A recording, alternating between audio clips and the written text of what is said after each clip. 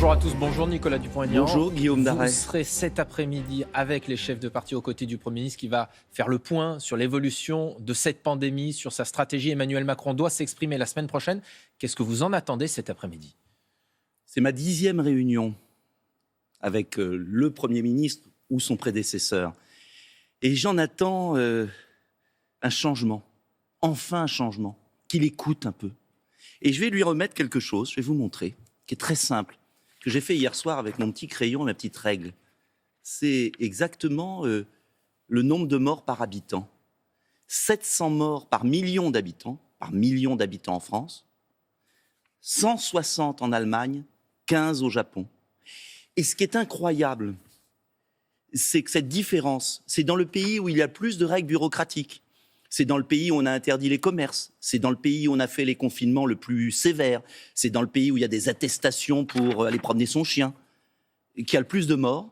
Et c'est en Allemagne qui a eu une gestion beaucoup plus responsable, beaucoup plus ciblée, que je propose depuis fin janvier, où il y a le moins de morts. Et très concrètement, dans les mesures, vous attendez qu'ils vous disent quoi ? Quand le déconfinement, quand l'ouverture des commerces, qu'est-ce que vous attendez ? J'attends qu'ils changent radicalement de politique, parce qu'on est en train de tuer le pays sans vaincre l'épidémie. Et j'ai proposé, et je vais lui proposer, les 9 mesures que je ne cesse de réclamer, de proposer depuis des mois, qui sont des mesures qui ont été faites en Allemagne, sans éteindre la lumière du pays, sans tout bloquer. Je vais vous donner un exemple, quelques exemples très précis. Les EHPAD. Je me réjouis enfin hier que le ministre de la Santé... Olivier Véran dit qu'il faut des tests hebdomadaires pour le personnel des EHPAD. Ça fait des mois. Fin février, j'ai demandé qu'il y ait des tests pour les personnels des EHPAD. Et je propose, depuis des mois, qu'on offre à chaque résident d'EHPAD un lot de masques FFP2.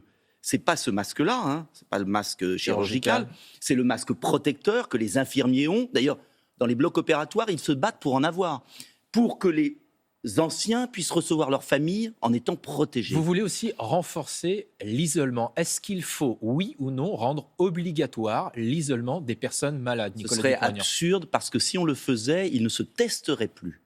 Donc, ce qu'il faut en revanche, c'est permettre aux gens qui sont testés positifs et qui n'ont pas les conditions d'accueil, parce qu'ils ont un tout petit appartement, d'aller dans des hôtels organisés, comme dans certains pays, sur la base du volontariat. Pas d'obligation. Surtout pas, parce certains que si vous... députés de la majorité veulent le rendre obligatoire. Stupide. Moyennant même une amende de 10 000 euros si ce n'est pas respecté. Et alors, le résultat, ça sera quoi ?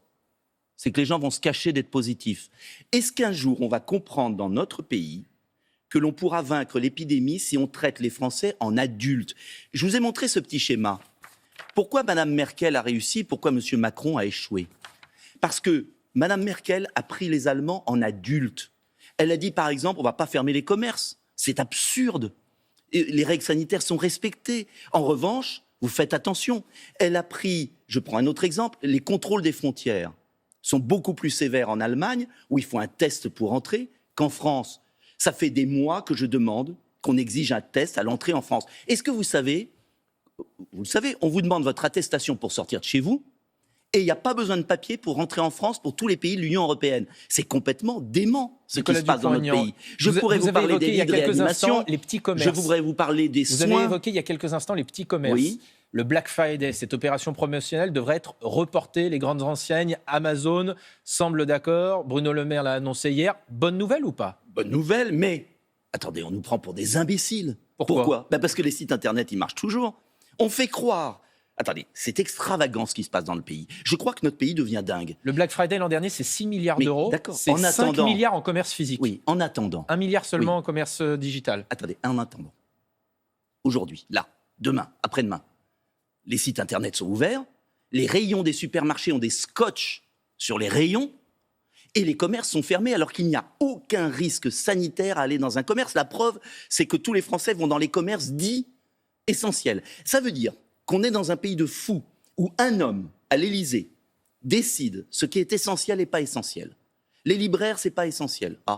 Le boulanger, c'est essentiel. Vous êtes pour la remise en cause de la Ve République ? Non, je suis pour qu'on n'abuse pas de la Ve République, parce que je remarque aussi que le pays où il y a 4 fois moins de morts par habitant, l'Allemagne, ou le Japon, où il y en a 40 fois moins, ce sont des pays qui consultent le Parlement, qui écoutent le bon sens populaire et qui font confiance à leur population. Donc je demande juste qu'on prenne des mesures, parce que je ne suis pas laxiste. Je veux par exemple qu'on augmente les lits de réanimation. Je veux qu'on rétablisse la liberté de prescription des médecins. La prochaine étape, Nicolas Dupont-Aignan, ça sera la stratégie vaccinale aussi. Dès janvier, si le vaccin est validé, dit le porte-parole du gouvernement. Première question, est-ce que vous ferez vacciner ? Si le vaccin est sûr et efficace, pourquoi pas ? Mais je ne me ferai pas vacciner sur un communiqué de presse d'une entreprise multinationale sans qu'il y ait un minimum d'études scientifiques. Donc, je vais vous dire une chose. Le vaccin, très bien, c'est une bonne nouvelle s'il arrive. Mais en attendant le vaccin, qui n'est pas arrivé... Attendez. Est-ce qu'il faudra le rendre obligatoire ? Surtout pas. Pourquoi ? Parce que si vous rendez obligatoire le vaccin, les Français qui sont très sceptiques vont être encore plus sceptiques. Et moi, je fais confiance à l'adhésion. Et je vais vous dire une chose. Je vois qu'on parle tout le temps du vaccin. Moi, j'aimerais qu'on réussisse le déconfinement et qu'on n'ait pas un troisième confinement. Et pour ne pas avoir un troisième confinement au mois de janvier, il faut contrôler mieux nos frontières, faire mieux les tests, augmenter le nombre de lits hospitaliers, rétablir la liberté de soins des médecins et notamment l'hydroxychloroquine, car on est dans un pays, là aussi, qui ne permet pas aux médecins de soigner et de prévenir. Nicolas Dupont-Aignan, vous avez lu le document qui a été publié par la Fondation Jean Jaurès qui montre un profil type des anti-vaccins.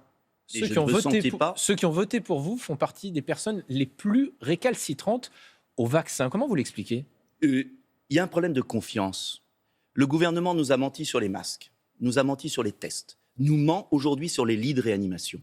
C'est le syndicat des réanimateurs qui l'a dit dans Le Monde, c'est pas moi. Donc, comprenez qu'à un moment, les Français doutent. Mais moi, je vais vous dire, je me réjouirais qu'il y ait un vaccin qui marche. En attendant le vaccin qui marche, c'est pour dans longtemps, parce qu'il va falloir le temps de vacciner, le temps de fournir. Je souhaite que notre pays vive et je souhaite qu'on puisse vaincre l'épidémie par des mesures précises, ciblées, pour protéger les personnes vulnérables, protéger nos anciens dans les EHPAD, de leur permettre de voir leur famille, avoir un vrai Noël en famille, mais avec des mesures de précaution. Il n'y a pas incompatibilité entre la liberté et la précaution. Les pays qui réussissent le mieux, qui ont le moins de morts, sont les pays où il y a le plus de liberté et de confiance. Alors, j'aimerais qu'on revoie le logiciel français et qu'on arrête de nous prendre pour des enfants immatures. Nicolas Dupont-Aignan, un mot de politique étrangère pour terminer. Vous n'aviez pas caché qu'entre Donald Trump et Joe Biden, votre choix, c'était plutôt Donald Trump. Oui. Est-ce qu'aujourd'hui, vous reconnaissez la victoire de Joe Biden ? Je suis incapable de la reconnaître, je ne suis pas aux États-Unis, mais moi, je fais confiance aux institutions américaines et je n'aime pas les mauvais perdants. Vous êtes incapable de la reconnaître ? C'est-à-dire que vous ne le reconnaissez pas ? Mais j'attends les résultats officiels qui seront faits vers le 14 décembre.